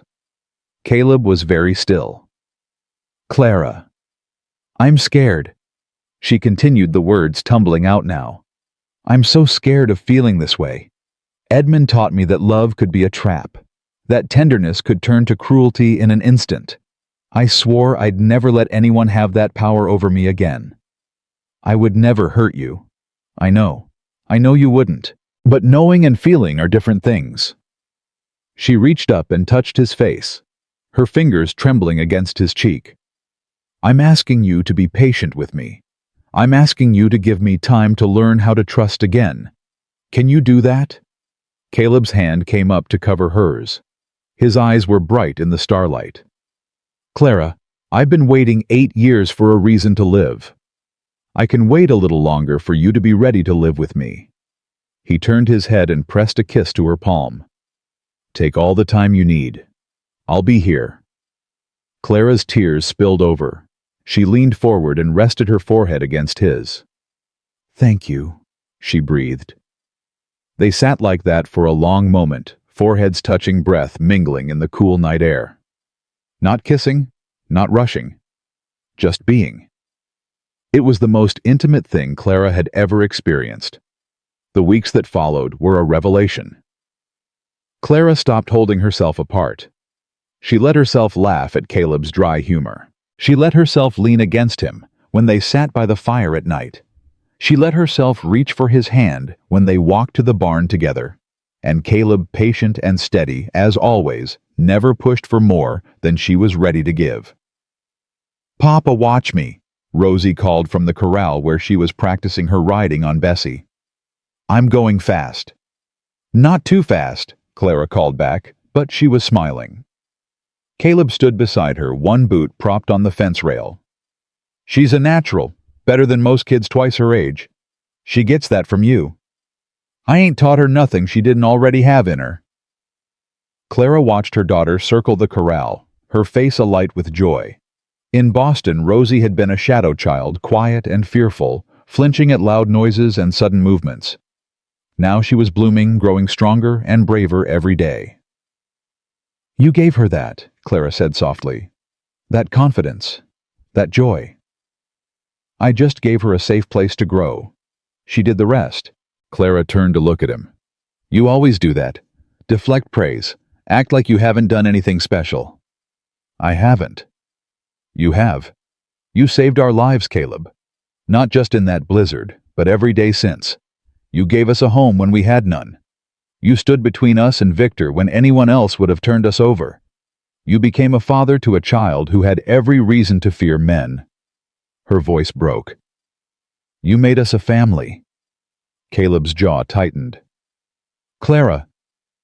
"I'm not finished." She took his hand and held it tight. "I've been scared for so long. Scared of trusting, scared of loving, scared of hoping for something good because every time I hoped before I was disappointed."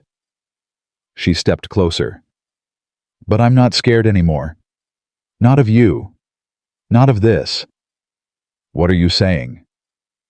Clara looked into his eyes, those steady, patient eyes that had watched over her for months without asking for anything in return. "I'm saying that I love you, Caleb Thornton. Not because of gratitude, not because of protection, because of who you are, because of how you treat my daughter, because of how you make me feel." She raised up on her toes and pressed her lips to his. "I love you." The kiss was soft, tentative, a question rather than a demand. Caleb went perfectly still for one heartbeat.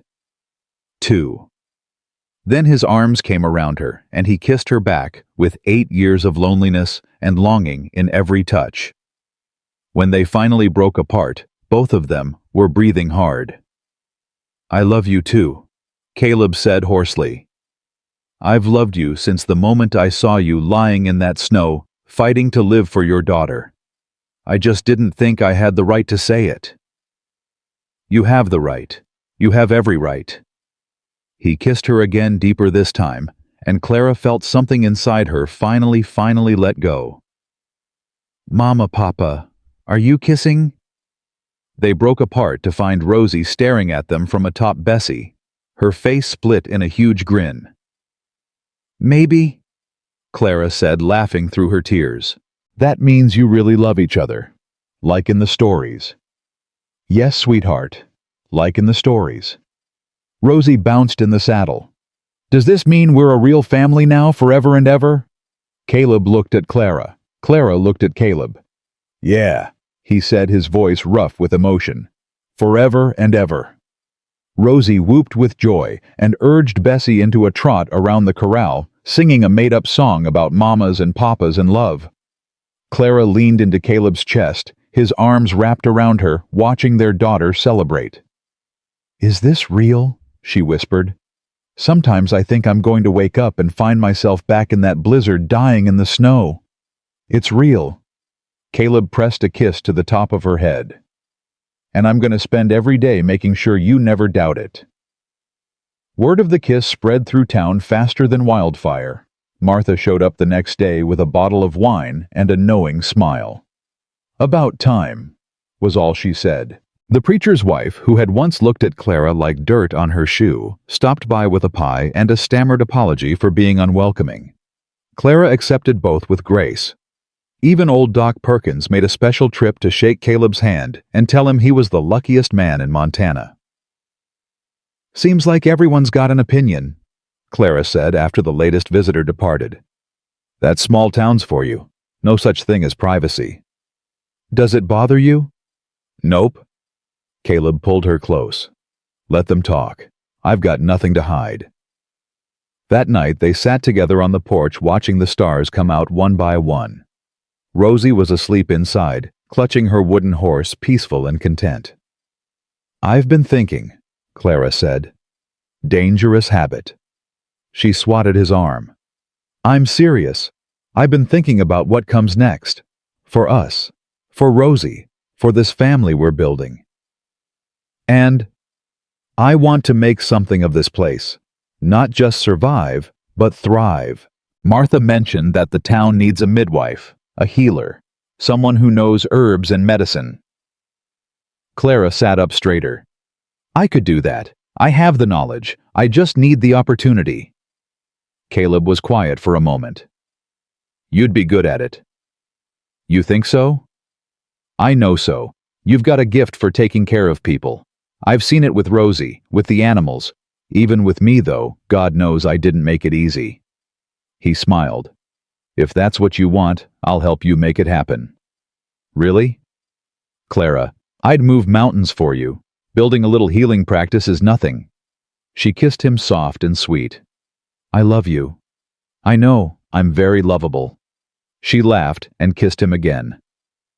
The next morning, Clara rode into town with a list of supplies and a heart full of purpose. Martha helped her stock a small room in the back of the general store with herbs and bandages and tinctures. Word spread quickly. Clara Thornton was offering healing services, reasonable rates, all welcome. Her first patient was a miner with a badly infected cut. Clara cleaned the wound, applied a poultice, and sent him home with instructions for care. He paid her in fresh-caught trout and gratitude. Her second patient was a pregnant woman, frightened and alone, whose husband was working a claim 50 miles away. Clara held her hand through 14 hours of labor and delivered a healthy baby boy. The woman named him Caleb, after the man who'd given Clara a chance at a new life. Her third patient was the preacher's wife, who arrived with a mysterious rash and left with medicine and an invitation to tea. You're becoming quite popular, Caleb observed one evening as Clara counted her earnings. People need help. I'm glad I can give it.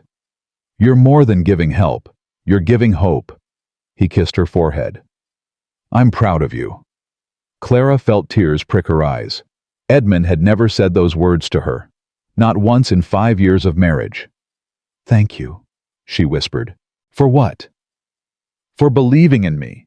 For letting me be more than someone who needs saving. Caleb cupped her face in his hands. Clara, you've never been someone who needs saving.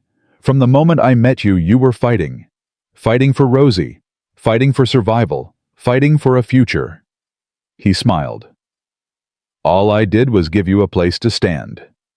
You gave me so much more than that. Maybe. But the strength was always yours. Don't ever forget that. She wouldn't. She couldn't. Because for the first time in her life, Clara Thornton knew exactly who she was. Not Edmund's victim, not Victor's prey, not a woman defined by the men who had tried to control her. She was a mother, a healer, a wife, a survivor. And she was finally, gloriously free. Summer came in a blaze of green and gold. Clara planted a garden behind the cabin, filling it with herbs for her practice and vegetables for the table. Rosie helped her small hands learning to coax life from the soil. Caleb expanded the corral and brought in 2 new horses, building a breeding program that would sustain them for years to come. And every night they sat together on the porch, watching the sun set behind the mountains, marveling at the life they'd built from nothing. Mama, Rosie said one evening, climbing into Clara's lap. Yes, sweetheart. Remember when we were running? When we were scared all the time? I remember. I'm not scared anymore. Rosie snuggled closer. Papa makes me feel safe, and you make me feel loved, and that's all I need. Clara held her daughter tight, tears streaming down her cheeks. That's all any of us need, baby. Caleb's hand found hers in the fading light, and in that moment, surrounded by everything she'd never dared to dream of, Clara knew that she was exactly where she was meant to be. Home. The letter arrived on a Tuesday in late August, carried by a dusty rider who had traveled 3 weeks from Boston. Clara was kneading bread when she heard the hoofbeats. Her hands went still, old instincts flaring, but she forced herself to breathe. Those days were behind her. Victor was gone. She was safe. Still, when Caleb came through the door with an envelope in his hand and a strange expression on his face, her heart stuttered. What is it?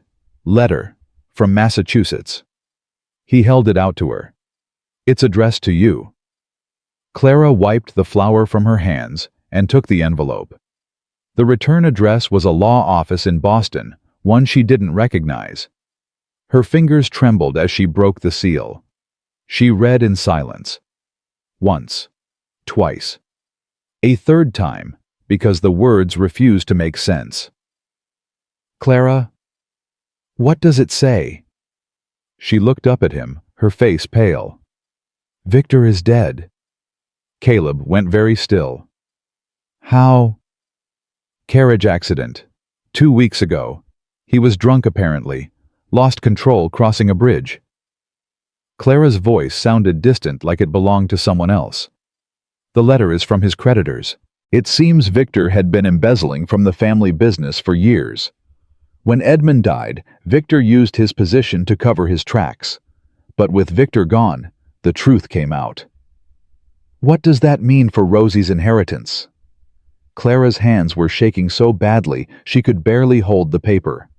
"It means everything Edmund left her is still there, untouched. Victor never got his hands on it."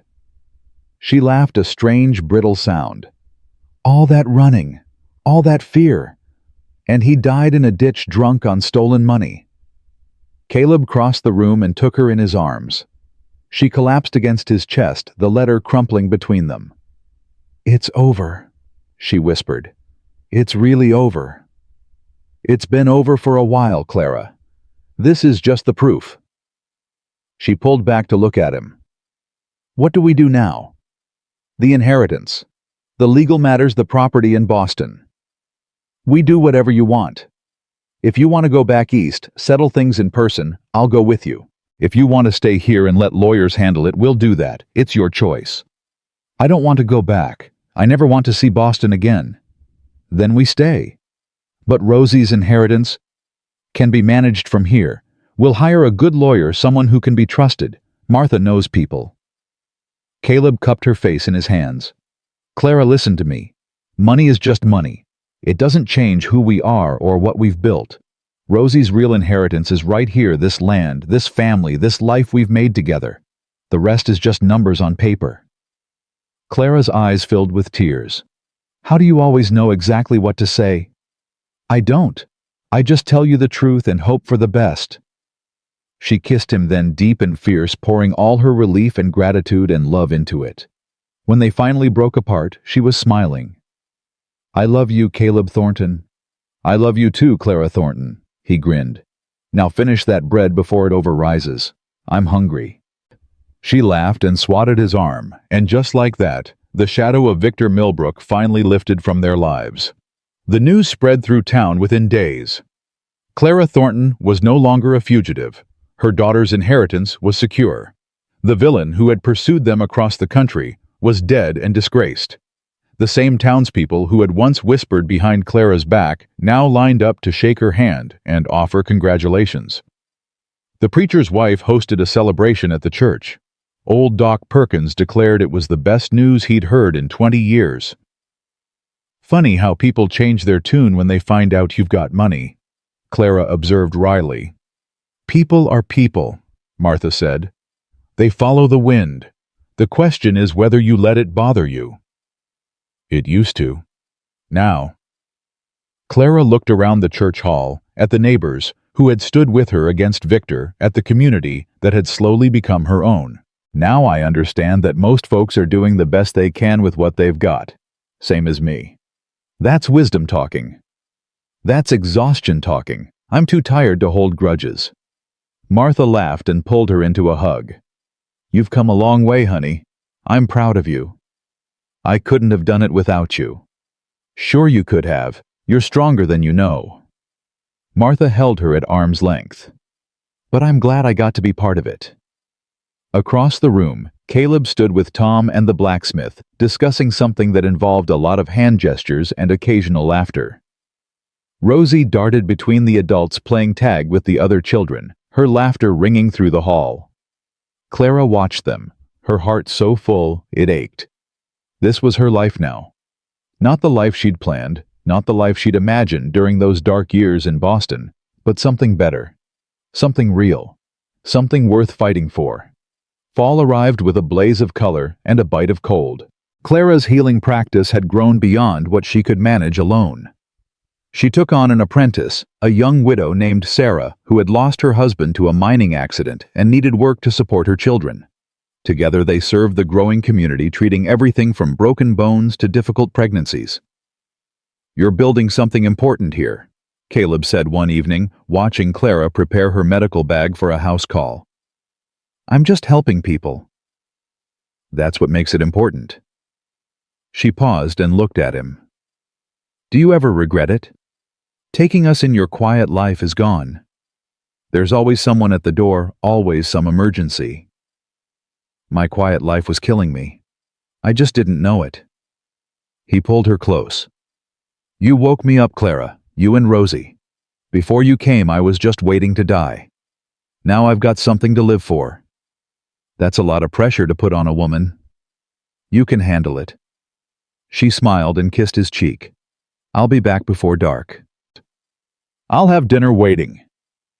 As Clara rode toward her patient's homestead, she thought about how much had changed in less than a year. This time last winter, she'd been dying in a snowstorm, her daughter screaming beside her. Hope nothing but a distant memory.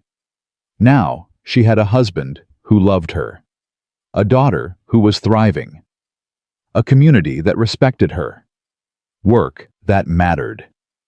She had everything she'd never dared to dream of, and she was grateful for every single moment. The first snow of winter came in early November. Clara woke to find the world blanketed in white, the cabin warm and quiet around her. Caleb's side of the bed was empty, but she could hear him moving in the kitchen, the familiar sounds of coffee being made and the stove being stoked. She lay still for a moment, watching the snow fall through the frosted window. A year ago, snow had nearly killed her. Now it felt like a blessing, a soft white blanket wrapping the world in peace. "Mama!" "It's snowing." Rosie burst through the door and launched herself onto the bed. "Can we build a snowman? Please, please, please. After breakfast, and after you put on your warm clothes."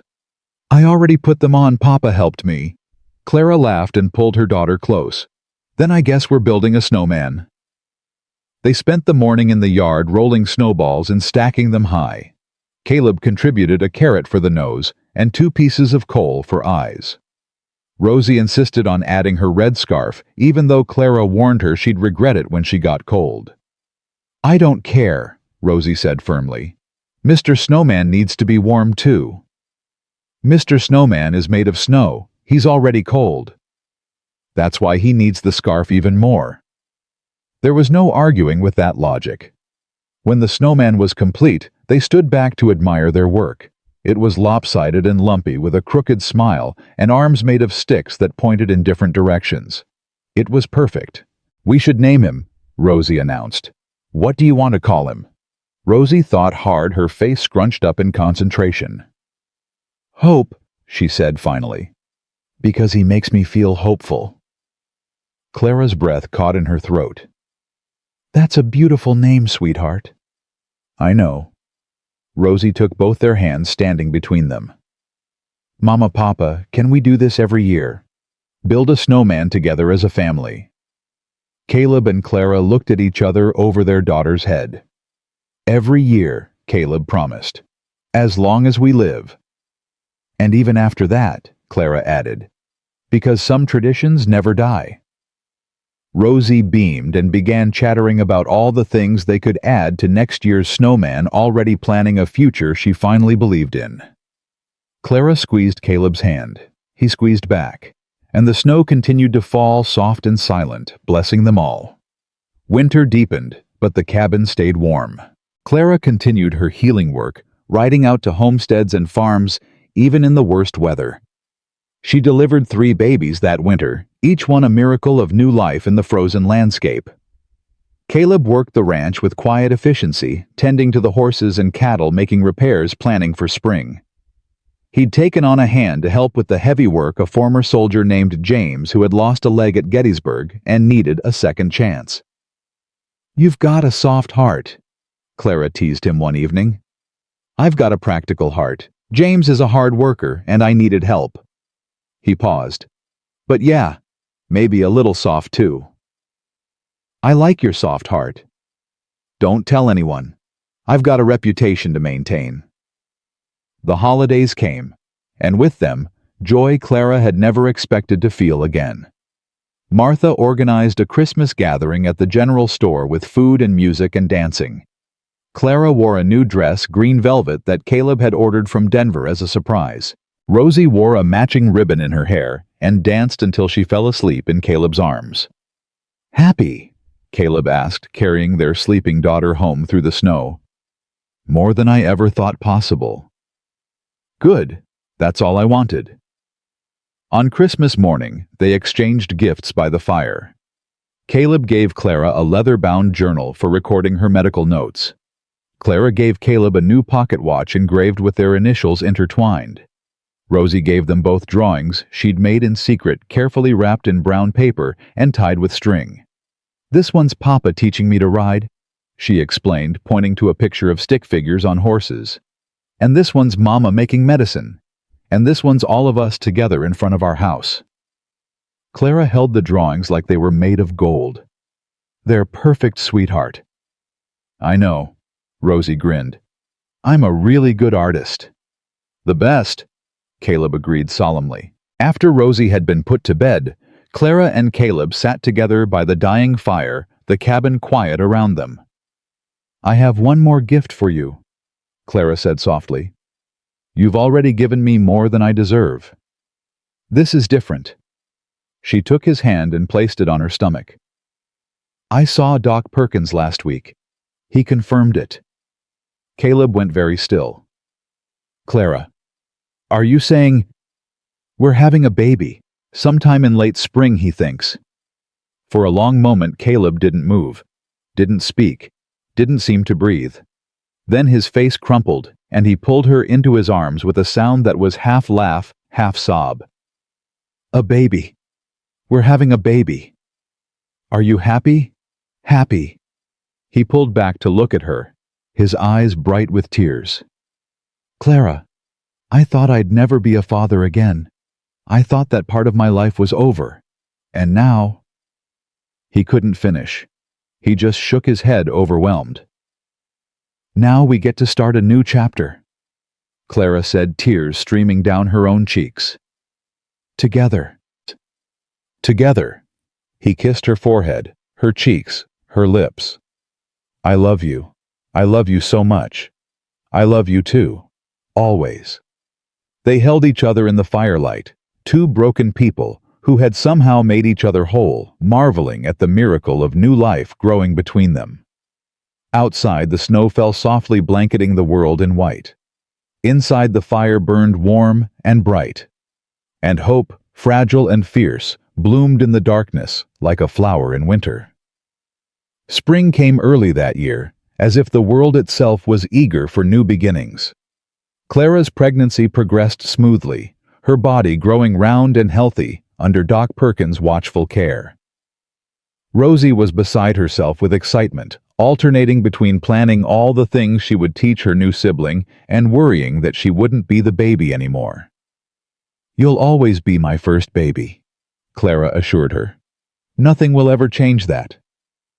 Promise. Promise."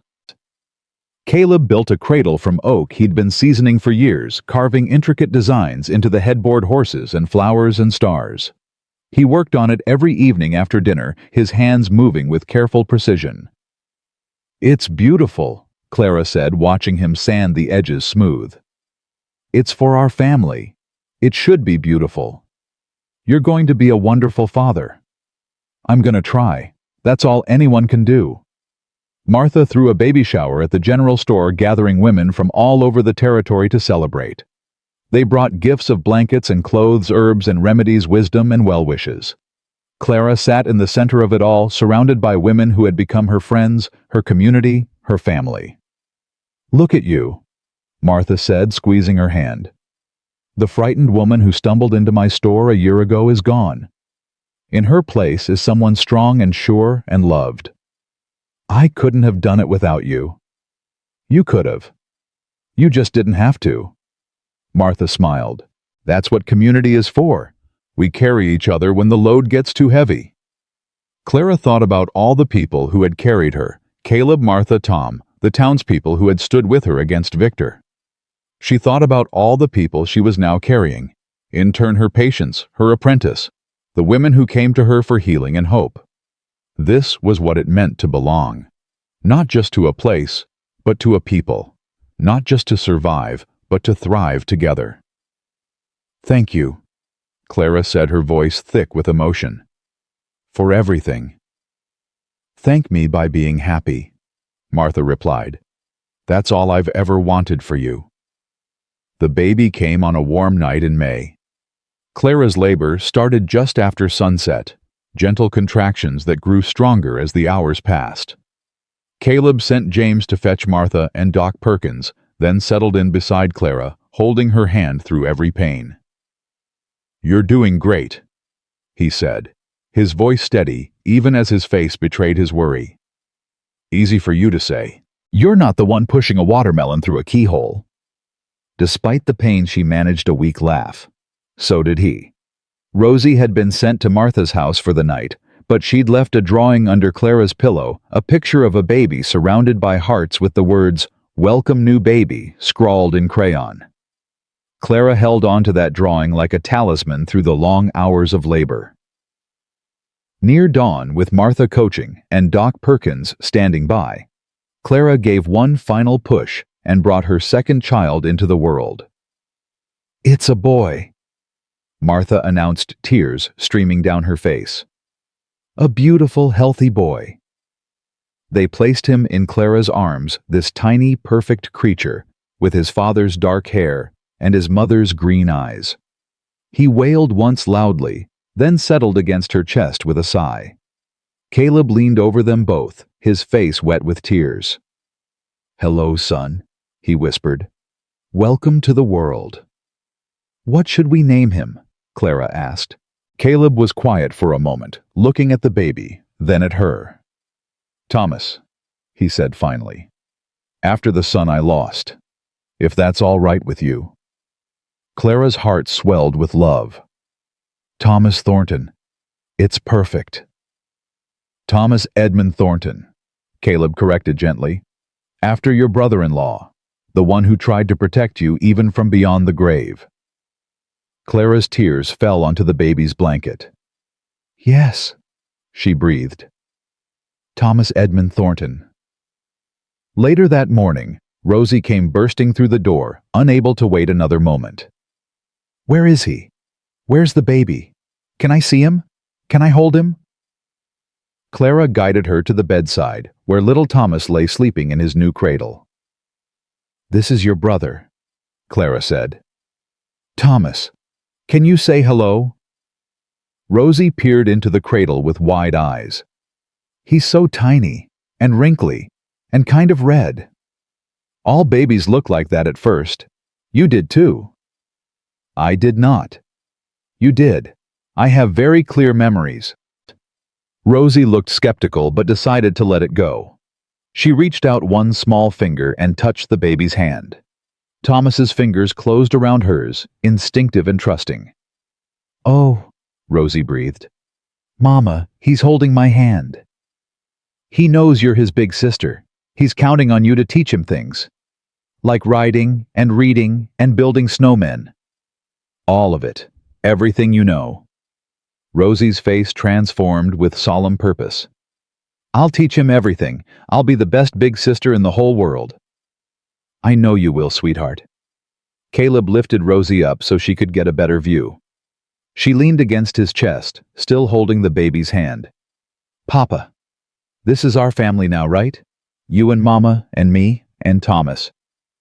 That's right. And we're gonna stay together forever. No more running. Caleb looked at Clara. Clara looked back at him. In that look was everything they'd been through: the blizzard, the fear, the healing, the love. No more running, Caleb said. This is home, forever.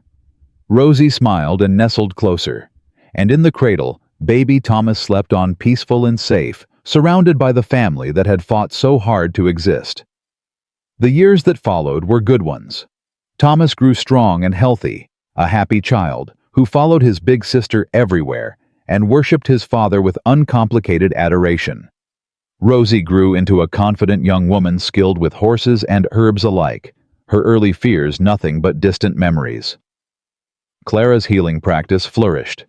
She trained 3 more apprentices over the years, establishing a tradition of women helping women that would outlast her own lifetime.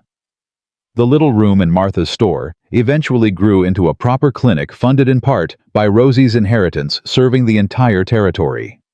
Caleb's ranch prospered. The breeding program he'd dreamed of became reality, producing horses known throughout Montana for their strength and temperament. He trained young men to work the land, passing on skills that had been passed to him. And through it all, their love deepened and grew, weathering seasons of joy and sorrow, plenty and want, always emerging stronger on the other side. On the 10th anniversary of that fateful blizzard, Clara and Caleb sat on their porch, watching the sunset behind the mountains. Rosie was inside reading to Thomas by the fire. The sound of their voices drifted through the open window, punctuated by Thomas's occasional laughter. "Do you remember what you said to me that first night?" Clara asked, leaning against Caleb's shoulder. "I said a lot of things, most of them probably foolish. You said you were tired of failing, that if God gave you another chance, you wouldn't waste it." Caleb was quiet for a moment. "I remember. Have you wasted it?" He turned to look at her, this woman who had stumbled into his life half dead and desperate and transformed everything he thought he knew about himself. "Not a single day," he said. "Not a single moment." Clara smiled and kissed him softly. "Neither have I." They sat together in comfortable silence, watching the sky turn from gold to pink to purple. Inside, Rosie finished her story, and Thomas applauded. The horses in the corral whinnied softly. An owl called from somewhere in the pines. "I used to think hope was dangerous," Clara said quietly. "That wanting things only led to disappointment. That the safest thing was to expect nothing and be grateful for whatever scraps life threw your way. And now I know that hope is the only thing that keeps us alive. Without it, we're just surviving.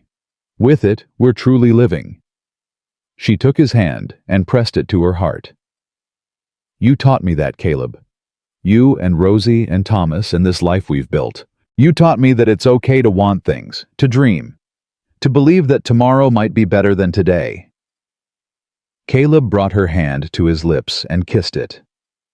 "You taught me the same thing," he said. "Before you came, I was a ghost, walking through life, going through the motions, waiting for the end. You brought me back. You gave me a reason to live. We saved each other." "Yeah." He smiled, that rare full smile that still made her heart skip after all these years. "I guess we did." The last light faded from the sky. Stars emerged one by one, the same stars that had watched over them on countless nights, bearing witness to their struggles and their triumphs. Clara thought about the woman she'd been dying in the snow, certain that her story was ending. She thought about all the moments since, the fear and the courage, the pain and the healing, the loss and the love. She thought about Rosie, who had grown from a traumatized child into a confident young woman with her whole life ahead of her.